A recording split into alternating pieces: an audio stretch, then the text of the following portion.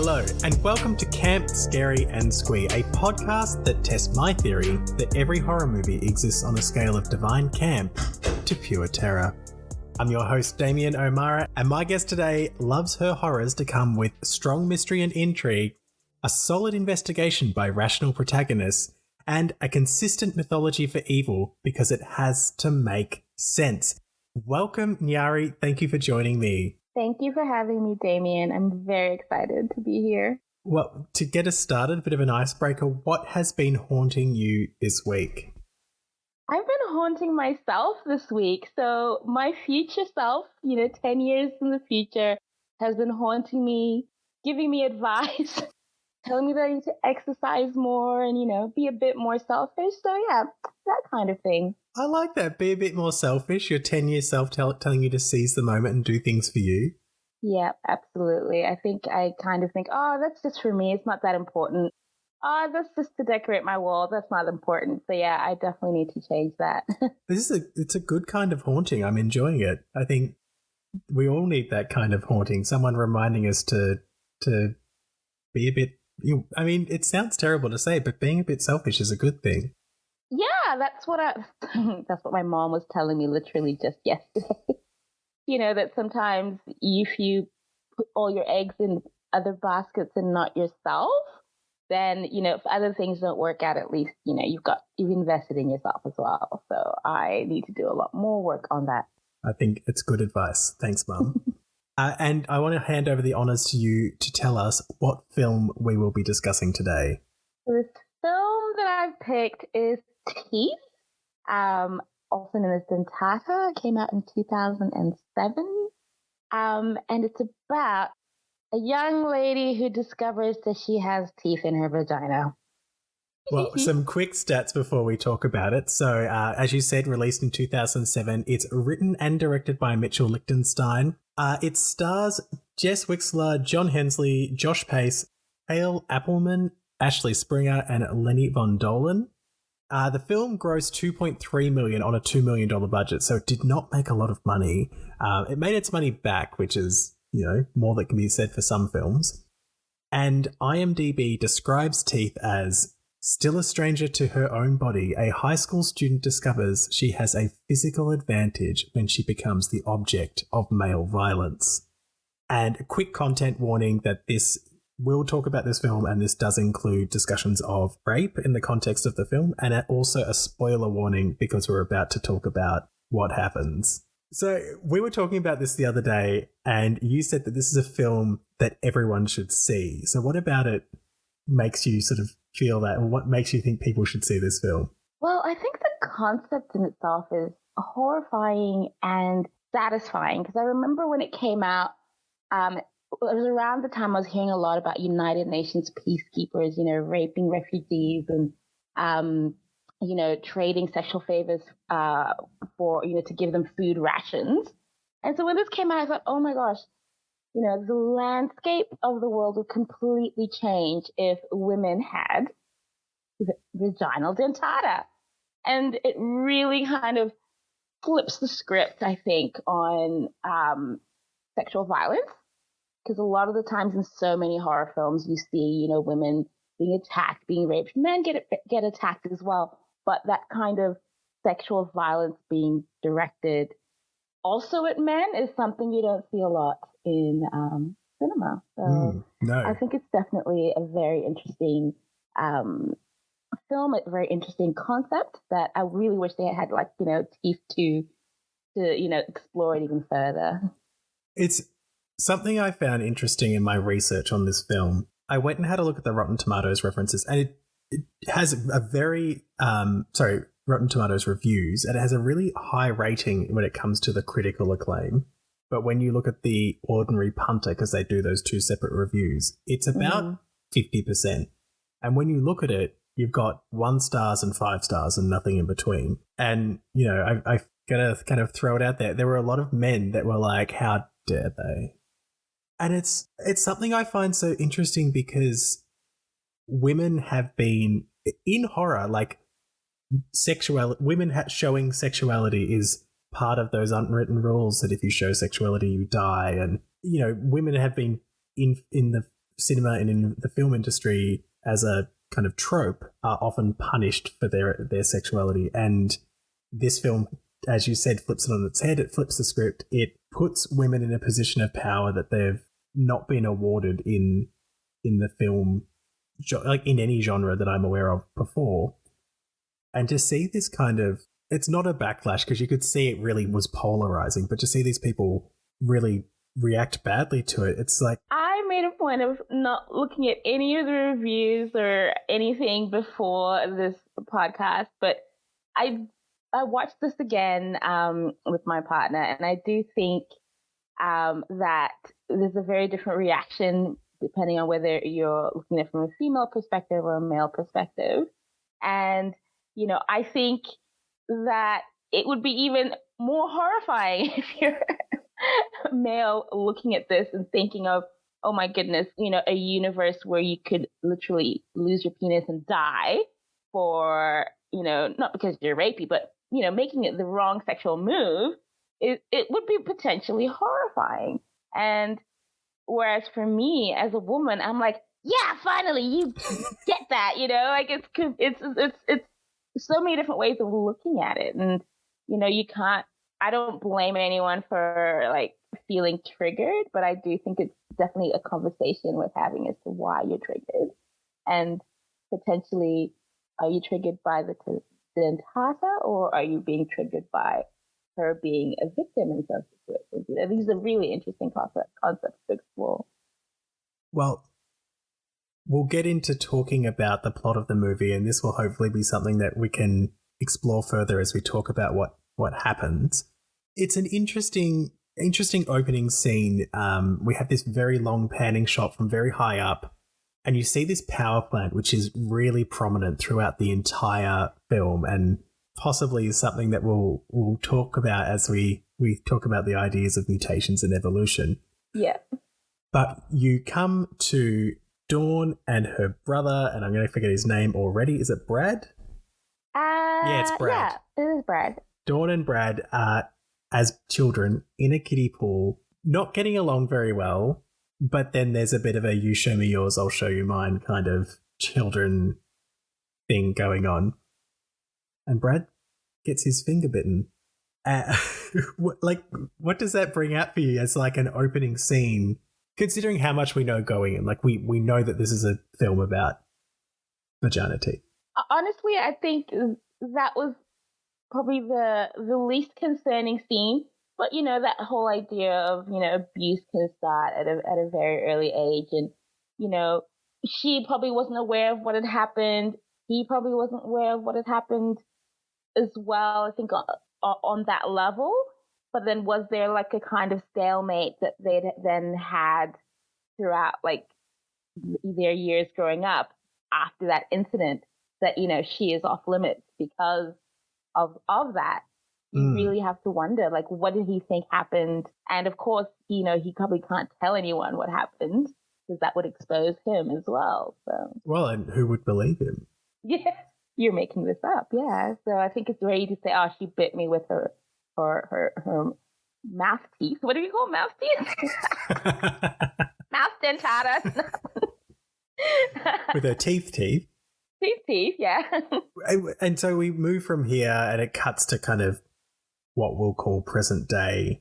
Dawn as I assume she's like 16, 17 years old. And clearly the actress is older because of the subject matter. And she's presenting to a group of young people about the promise. And this I find really interesting. And perhaps I was just a very different teenager, but if these people showed up and were like, hey, let's talk about the promise, I would not have been able to tell them to fuck off faster. No, I think that's where we're very different. I think that's why this is one of my favorite films, because I grew up in the church. I have been to abstinence talks. We didn't get rings, but we had to like sign a little contract with God or some nonsense like that. And you know, how this is like the most precious gift you give your husband. So everything that was happening, I was like, oh my gosh, been there, done that. And I found like one of the scenes so hilarious because while she's talking all the white kids are looking so attentively at her. And if you go back and watch it, there's this little black girl with her arms crossed, like with her neck cocked, like, what the hell is going on? So yeah, I've been there, and just trying to and especially when I became more sexual, just trying to rationalize my upbringing with who I was becoming, and going through the whole, am I wrong? Is this natural? Do I still love God? So yeah, I found that whole aspect of it hilarious. The modest clothes, wearing a t-shirt under a tank top, because, heaven forbid, he had me dying for days. It was so funny. But that language as well is like that she uses, referring to everything as a gift, and it's precious, and you don't just give your gift to anyone. And it's insidious in that, like, there is some kind of, you do want to talk to people about agency and being able to make decisions, but they kind of take the power away from them. It becomes very like you have something that people want to take from you. And for I think everyone in that room, regardless of male or female or wherever in between, it begins this kind of binary conversation of women have this thing that men will eventually take. Oh, absolutely. And that whole kind of, the value judgment that, if you've now lost your gift, you're no longer as valuable to someone you want to have a relationship with. Because what do you have to give now when you've already given up your best gift? It's a horrible narrative that a lot of people have had to really, try to detox from. It's awful. It's so, like, a slightly personal perspective for me. Like, I grew up in a very Catholic kind of household, and so there was talk of things like abstinence, but I was also the gayest child you've ever met.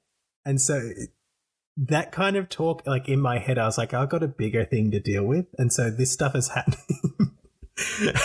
And I'm going, oh, I understand you're having that conversation, but that's not even on my radar yet.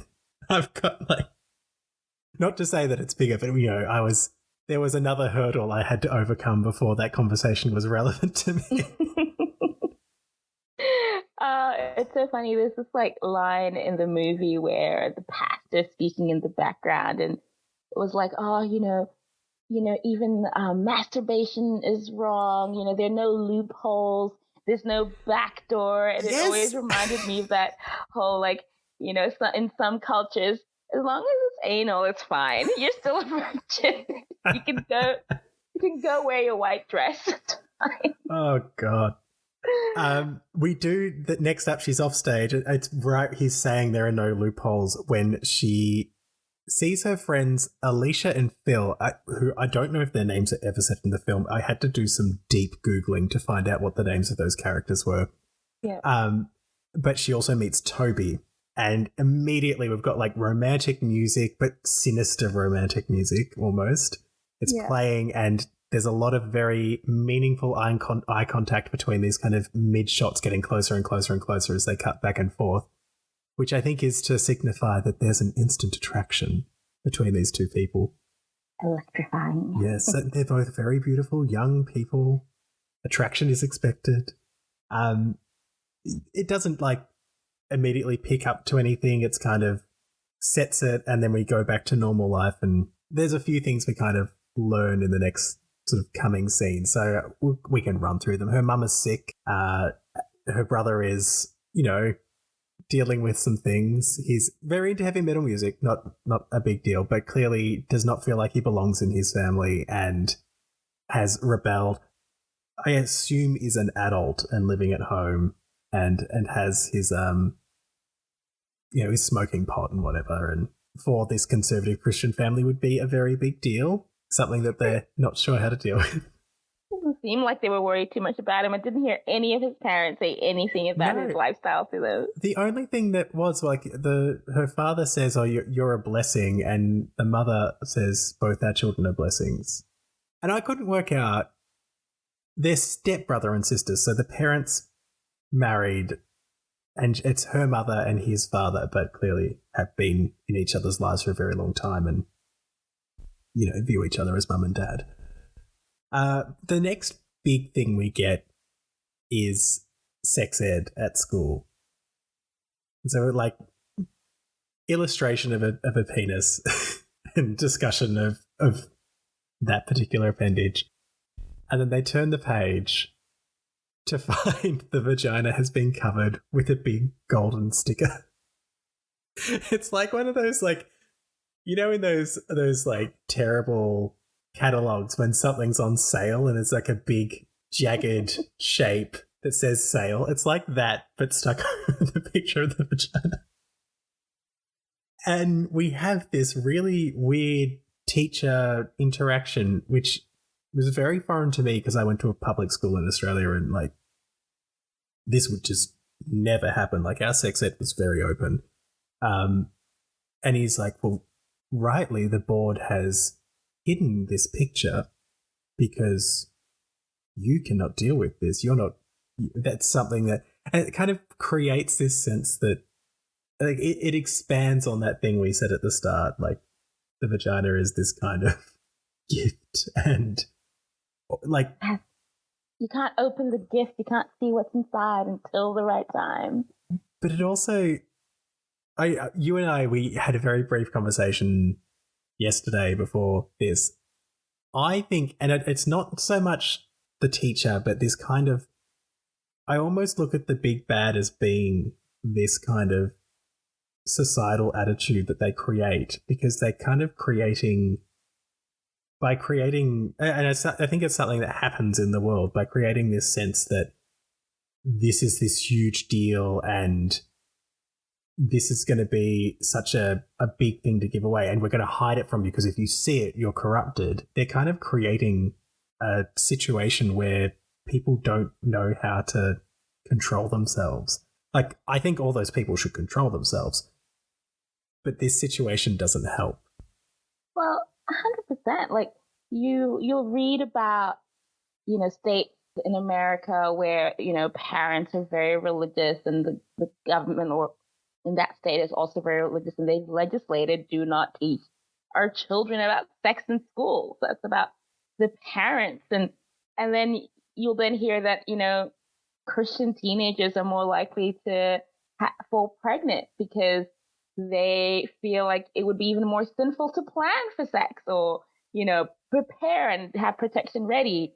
So it's like it adds all these layers of, like, I guess, mind games for these poor young people trying to navigate it. And well, and not I was going to say, not having those conversations about enthusiastic and repeated consent. You're right about protection. Like no one's on the pill. No one's using condoms, or someone does use a condom later on. It's very good to see. Still doesn't work out for him. But yeah, it's sort of I just watch it and I think, what did they think was going to happen? But these teenagers who have been given no tools to manage what is going on inside their body do stupid fucking things. Well, what they believe in is the blood of Jesus to fix it all. Sorry, Christians out there. What I found really interesting in that scene is one of the students asked, well, how come you showed us the male private area and not the female? And she's like, well, it's because women are just more naturally modest. And it you see also that play out in like Christian circles that, you know, sometimes, you know, young men do sin, in quotation marks, have sex. It's not as big a deal as when a young lady sins. I don't know why I'm calling them ladies. Yeah, but whatever. So, yeah, it's just, women's purity, women's gifts are seen as more important to be preserved than male gifts. Yeah, and it's very much holding a mirror up to sort of say, we are doing this and we're creating these situations as a culture. Yeah. There is a building attraction between Toby and Dawn, and they go to the movies. The movies was weird when they were like, even the PG-13 will have heavy kissing. You know, yeah, it probably will. Might be good for everyone to see that and just I mean, they probably wouldn't have even gone to watch The Incredibles. Did you know how the Incredibles is a lot of zoom ins on Mrs. Incredible's body? Yes. It would not be okay. No. But there's so there's this building attraction. They go to the forest, and there's really like laboring those slow motion camera scenes where it's clearly she's looking at him and seeing something. And that night in bed, after seeing a scorpion on television, it's very important to note, like my note on this says fantasy wedding wank. Because she's imagining him dressed as a groom, her dressed as a bride, and like really getting into it. And and eventually, like, his clothes disappear and it's all... Well, that's the only context in which a fantasy would be legal, I guess, in her mind. Yeah. That, I'm actually just fantasizing about being married. This isn't me being a little horn dog, But then the scorpion monster comes to her mind. Little did she know how foreshadowing that was. I think she always knew something was up, but didn't know exactly what. Well, and the next day we get the locker room phone call. And before, putting aside how weird it is, while both naked and wrapped in towels, to call each other in opposite locker rooms, which I think is a very odd thing to do. In the background of the men's locker room, there is a coach just standing around watching them. I totally missed that. It's all I could see. I was just like, why is that man watching these people undress? I remember what teen movie it was where the coach's office like overlooked the locker rooms, and I was like, what a weird place to have his office. What I want to know is that just a thing in movies, or is that what America is like? Because that's very problematic. Yeah, I have no idea. Locker rooms should be very private places. But they do have she calls him on her mobile or cell, as I guess they would say, and they can't see each other anymore. And he's very understanding. You're just laughing at it like, this is ridiculous. I'm laughing at it because I feel like I've been there, because I can't see you anymore because the temptation is just too great. Really? So for that reason, we just need to stay away from each other. We can't, try to figure out how to manage our attraction and emotion in a way that's consistent with our beliefs. So cutting off contact. God, it's such an unhealthy approach to life. Like, I've had I've kind of had that conversation after breaking up with someone, and one or both of us has been like, this, if we're to remain friends, this would turn into something that we don't want it to be anymore. But this idea of being friends and just being like, well, I'm so into you that if we're friends, I will lose control. Everyone needs some therapy and some techniques to manage their impulses, is what I'm learning about this. But it doesn't even last that long, because it's like 10 minutes later in the movie, and she's next minute, she's at the I've called it a swimming hole. Is it I don't know, waterfall pool that people swim in? Lake. She's there and she calls contaminated lake, and he speeds there. It's like she told him she's about to die. And he's like driving his Jeep and just like zooming through this dirt road, skids to a stop. It's like, hi. I know. And it's like, you're practically, the abstinence queen. And at this point, has she just like given in to her lust and, called him? Because, in Christian circles, you don't meet up with a guy, just the two of you. You've got to have your brothers and sisters there as your chaperones, and chaperone each other. You are your brother's keeper. So here she is, basically inviting him to meet her alone in a place they know is a makeout spot. But early on they were like, it's only a makeup spot at night. It was daytime. So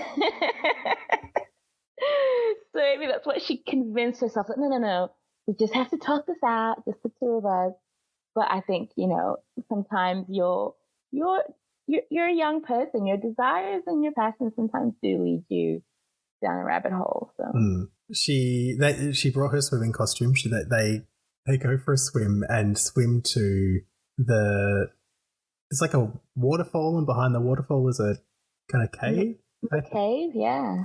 And there's a random blanket there that she wraps herself in, and this disturbed me. It's just like, well, no, don't take the blanket that you found in the cave and wrap yourself in it. That's not a good Disgusting. idea. But this is the first moment where it's kind of like it's a real turning point that Toby is, I think to some degree he's interested and she's interested and they kiss, but he then takes it much further, much faster. We should say that slightly earlier, I think it's the first, before they've decided to stop hanging out, he talks about only being pure in his eyes, which I don't really know what that means. So there's this concept in Christian circles of being a born-again virgin. So you could have been biggest slut, and then you pray to God to forgive you because you've realized the error of your ways, and then maybe the pastor or someone will pray over you, and then it'll say, great, in the eyes of God, you are now a virgin. You're starting on a clean slate. That's what that's all about. It's kind of like, look, it's not, but it makes me think of like Catholicism and confession. Yeah. Where you sort of go in and you're like, I did these wrong things, and they're like, say 10 Hail Marys, and that's kind of your atonement for, like, I don't know. They make you do it when you're really young. I can't remember any of the things I said, but I always remember the priest being like, is that it? I'm like, I'm not talking to you about my life. I'm here because my parents brought me. Yeah. This then turns into it turns into a rape scene where she says no. She emphatically says no. And he says, what does he say? I haven't jacked off since Easter. Sorry, not funny. But I know it's not funny, but it also is like just dude. jack off then. There's a really easy solution here. Go home. There's internet. She searches for vagina dentata later in this. There's internet. Go home. Google Pornhub. You'll be fine. Yeah. But alas, he kind of hits her head against the back of a rock. She passes out for a second, and he takes this very awful opportunity to be like, right, I'm in. And in that process, vagina dentata activates. Yeah, and that's the sound it makes. And he just starts screaming, and he steps back. His dick is on the ground, and he's screaming, and he kind of falls off back into the water, and she cowers. Like, you would be terrified. Like, not only is someone... What the hell happened? Someone's just raped you, their dick has come off. I know we shouldn't laugh, but it is billed as a horror comedy. Yes, true. Look, and to his credit, Appleman, that performance, like, I believed that his dick just got bitten off. And I can't remember if that was the first really graphic one, but maybe it was the next one. But, like, it was pretty graphic and actually showing what was left of the see man. Everything. There's blood pissing out, quite literally. Squirting out, and it was just really visceral. I'm like, oh my gosh, this is really happening. Which I actually appreciated rather than just, implied that this has happened. So that was done really well. I'm trying. What happens next? Oh, she returns. Oh, she goes home, and then she returns to her next purity speech because her first one was so good and and has a breakdown on stage, to which the pastor like kind of steps in because Billy can see something bad has happened. Doesn't counsel her in any way. Just kind of says, "Get off the stage. I'll take over from here." And she runs into Ryan, who drives her home, and Ryan's kind of had a bit of a crush on Dawn for a while. Yeah. We see. But alas, he asks her out on a date. She says no. And she returns to the cave to see a crab crawling over the penis. So she has another scream. It looked like the crab was humping the severed penis. Well, like, crabs are kind of like scavengers, aren't they? Like, they eat, like, carcasses and things that fall to the bottom of the ocean. Anything, yeah. So that makes sense. But after that, she throws her purity ring off the cliff. Of course. Because even if you're raped, you're no longer pure. Don't you know this?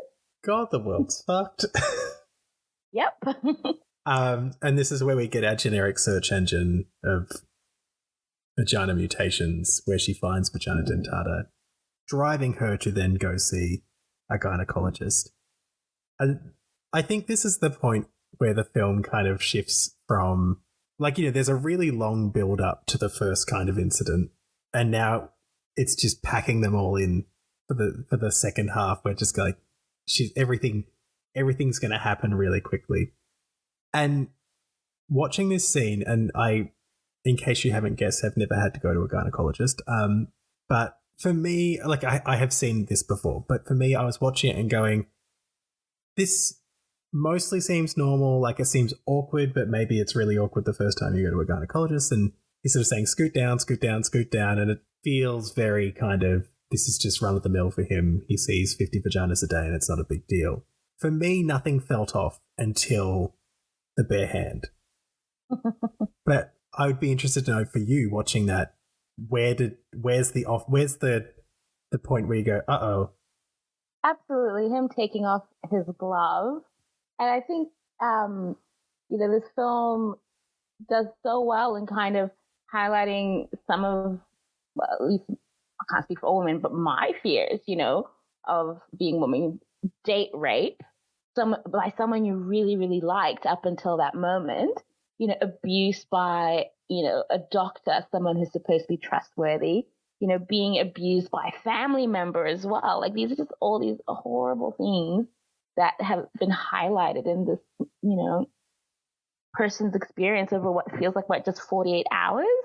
It's just gone from the height of purity to this, everything terrible is happening to her. There is a question here, because in many horror films, it's really easy to go, that's the villain, that's the protagonist. I watch this one and I think, while she's the person harming people, she's not the villain. Like, she's the protagonist, and it's the people who she harms she's protecting herself from.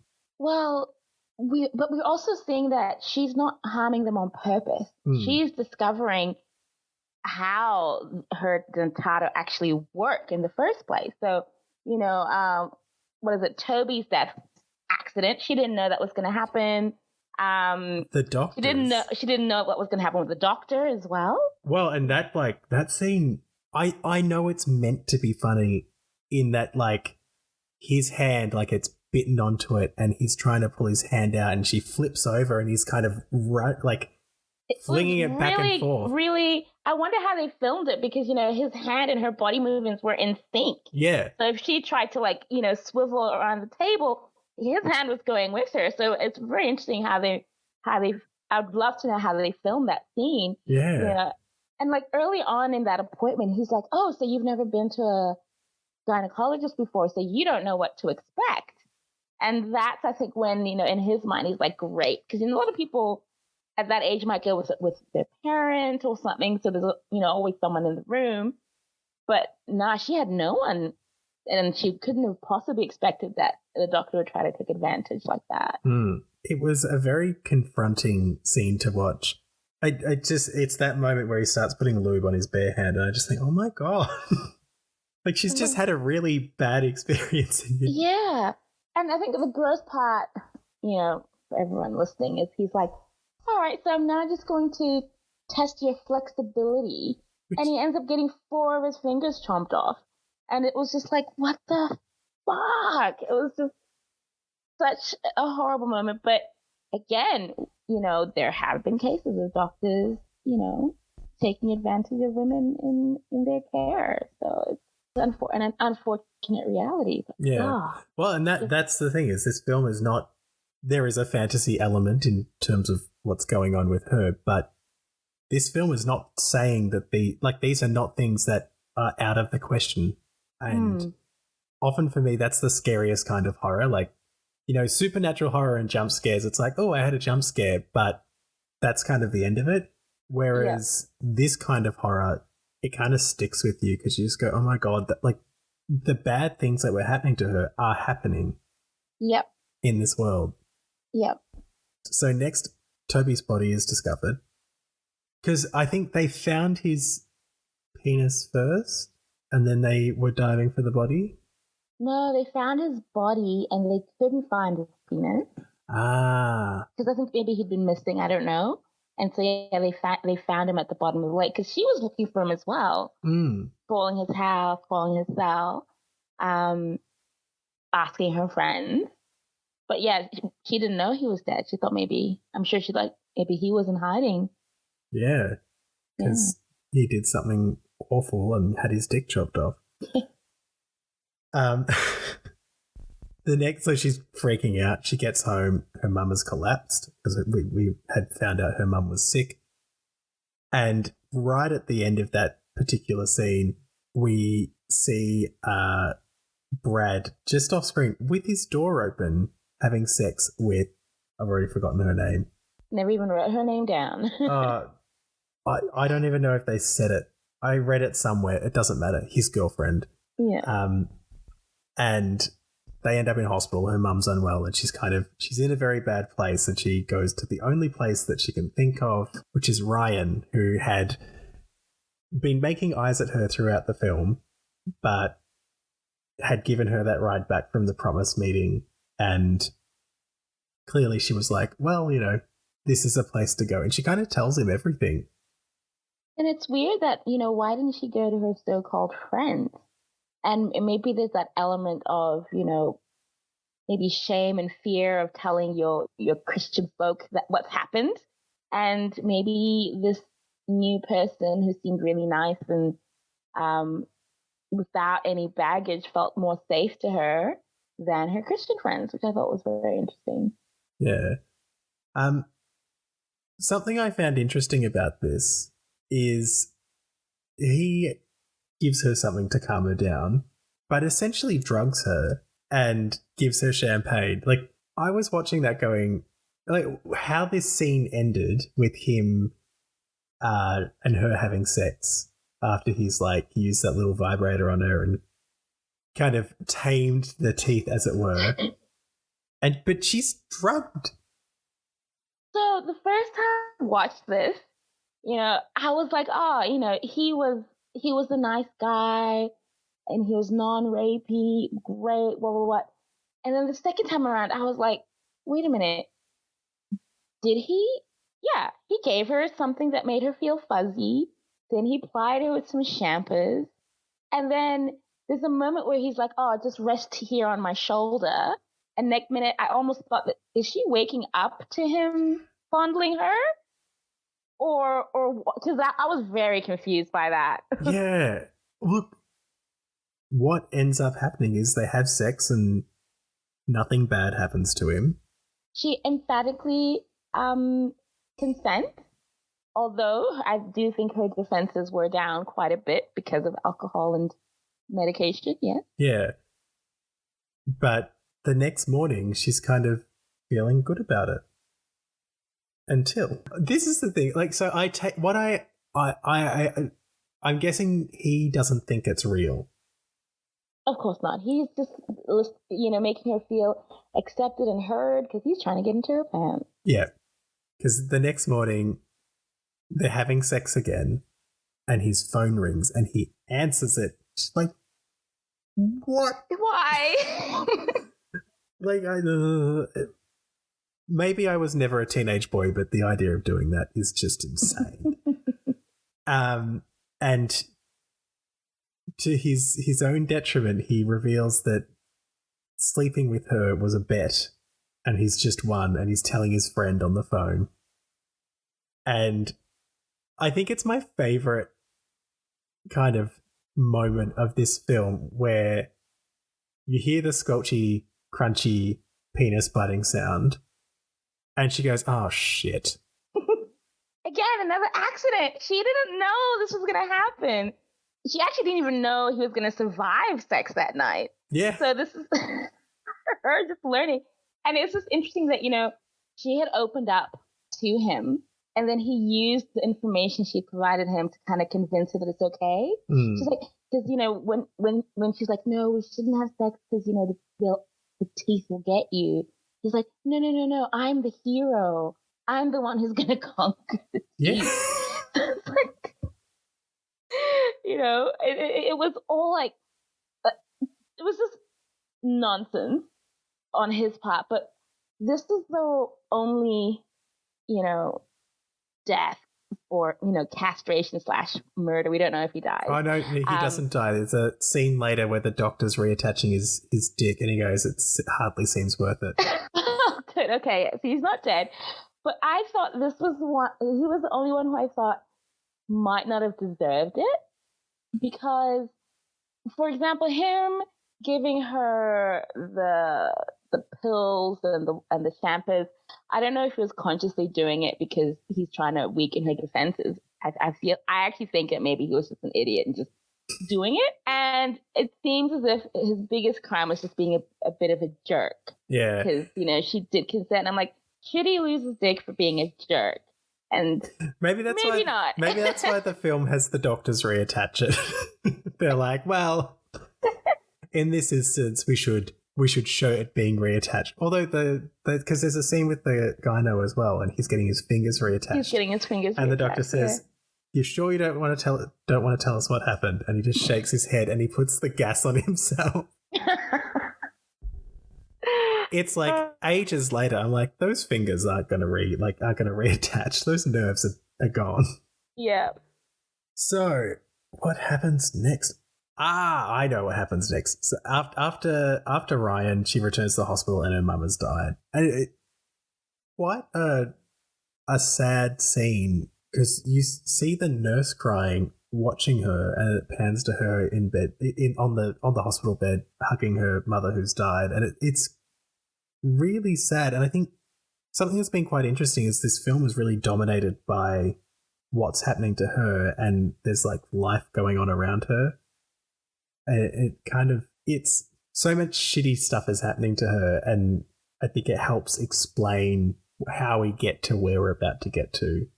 Because Dad does try and kick Brad out now that his wife has died, and as far as I understand, Brad is his kid, so clearly his wife was a moderating force in that sense, that she was like, you need to care for your children, even though he doesn't appreciate us and he's quite disrespectful.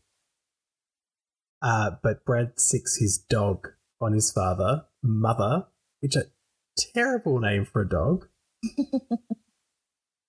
And I guess is showing that he's like not going to take this kind of shit, and he's gonna stick around as much as he wants. Well, absolutely, and as a disrespect to his stepmom as well, that I'm going to call this dog Mother, maybe because his dog's a better mother than you, or maybe because I think you're a bitch. It could be interpreted any kind of way. Yeah. But it gives us this kind of, everyone has to return to the hospital, and Dawn sees her dad. It's a very emotional scene, but Brad's girlfriend is there. Clea has driven him to the hospital and lets her know that Brad heard her mum screaming and told her to ignore it. And Dawn has this moment of realization. There's like a close shot showing this kind of determination as she goes home. She puts on makeup, and I know this shouldn't be something I focus on, but it does not look good. It's like it barely made any difference to the makeup. It's just like a block of blue eyeshadow and some lipstick. But I get it. She's not grown up putting on makeup. This is her first time, and it's something that requires practice. And she goes in and seduces her brother. I love this. Yeah, that sounds terrible.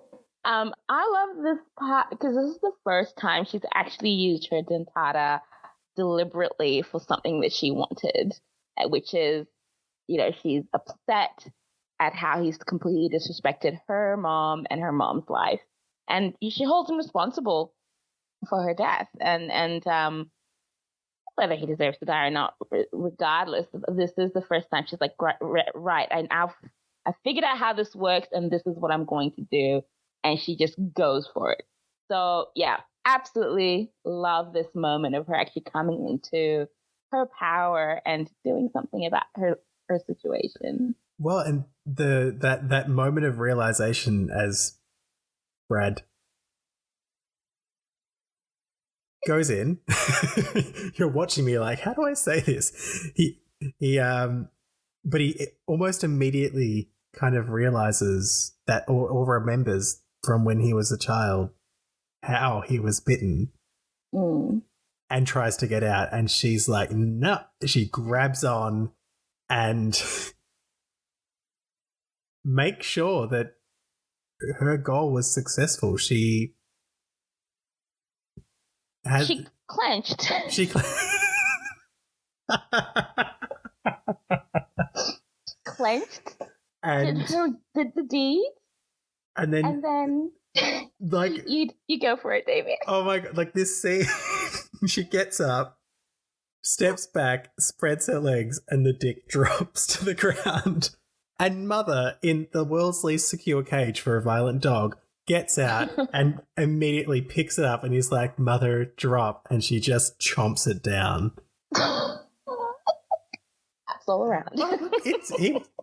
The whole film is building up, particularly him, as someone who deserves comeuppance, and as an audience, we see that comeuppance come through. And then she leaves home. I guess rather than facing the reality of like having to explain to everyone what she just did, she jumps on her bike and ends up hitchhiking, and it ends. Our final scene is she's fallen asleep in a car. It stops. The old man looks at her in the most creepy way, and when she tries to get out, he locks the door. And you have that moment of she's really empowered by who she is and what she can do. And she almost looks at the camera in this knowing way and then looks back to him and smiles. And you just go, I feel like this woman's now going to travel the world and bite the dicks off bad men. And it's not such a bad thing. Like, this is the new superhero. She's run away from home because as far as she knows, she's killed 3 men and the police are potentially after her. And, her mom has died and she might feel completely alone and unable to, like, I guess, reconcile with the life she's leaving behind. But again, in her next step, there's another man ready and waiting to try to take advantage of her. But what I find a bit sad, like a bit tragic, is that, like, yes, she's empowered, but she also has to submit to her own defilement so that she can actually use the dentata. Yeah, so yeah. That's a really good point. Like, she can't, like, she has to do something. If we take her at the beginning of this movie talking about how precious this is to her, she has to give that to someone. God, I sound like them. Every time she wants to use this thing that is a power for her. Yeah, it's disturbing in my mind that unfortunately it's like it's more of a weapon if people know it's there, but before she can use it, she has to be violated. Yeah. And that, I think, is so tragic. And I think I feel like I see that playing out in the world, and that for like that those cases where a woman has like maybe killed her rapist, but she's the one sent to jail, or if you report a rapist, it probably does more damage to your reputation and your future than it does to the rapist. So it's like in as much as you are empowered, it highlights how the you enact imbalance. that power still hurts you at the same time. It's just, it's wonderful and tragic. There's a great kind of imbalance in the world that, and it really personifies it. And I think that's what I loved about the whole film, in that, even with the dentata, she's still vulnerable, because people don't know that it's there, this like hidden secret power. And that I think, and in modern day times, like if women had that, when you think of, sex trafficking, Me Too, all that stuff, the whole world would completely change if that was a reality. Yeah. That was a reality. So this film, I think the concept is more horrifying than what you see play out on the screen, and I think that's why I absolutely love it. Love this movie. That's really brilliant. Before we wrap up, there's a few questions. So what's the campus line or moment of the film in your eyes? Oh, look, I really don't know, because I will go back to that part to say, there are no loopholes, there is no back door. Just love that. I'm like, really? It's a very self-aware moment. Yeah. So that made me giggle, and I can't remember what exactly it was, but something Ryan said when they're having the discussion about, how he made a bet, and I don't know, there was something he said when he was like, when she was on top of him and he was just like hopping around. I can't remember what it was, but something about it made me laugh. Yeah, he kind of says, you love it or something. I always knew you wanted it or something like that. Oh, it's not quite that. Your mouth is saying one thing, but that sweet little pussy's telling a different story. Something like that. Something that like an 18-year-old boy would think is really sexy, but it's just really not. It's really not. It's really disturbing, because, you read about, abusers saying to, young girls, yeah, but your pussy got wet, so it's fine. It's like, oh, God. Disgusting. So, yeah. Well, with that, is there a scariest moment of this film? Ooh, the gynecological scene. Yeah. Is the worst. It was the most disturbing of all the scenes. I think the kind of the power imbalance and that kind of person in a position of authority really abusing it was pretty intense. Yeah. And so we have a thing called the Camp Scary Scale. I may have asked you to review it. This is not a scale of value, rather it's a scale of classification. So where do you think this movie lands on that? Look, I'm picking my own classification. I'm going to classify this as Squee. I feel like Squee sits somewhere in the camp. All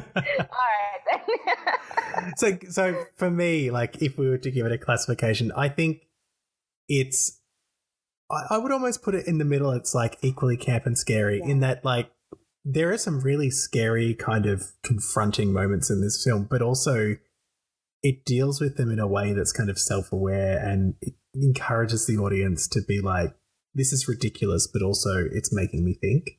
Yeah. And something that, you don't get a lot in horror.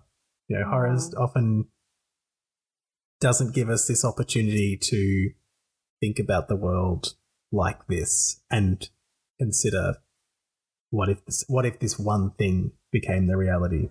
I agree. I definitely think you're spot on in the middle. Yes. Thank you, Nari, for joining me to talk about Teeth. It's been really fun and interesting, and I think one of the most interesting and deep conversations I've had on this podcast so far. For those of you at home, you can follow Camp Scary Squee on Instagram or Twitter by going to @CampScaryPod. If you have questions or suggestions, email campscarysquee@gmail.com and make sure to rate and review Camp Scary and Squee so other horror fans can find us. Thank you for joining us, and remember, don't scream. They'll hear you.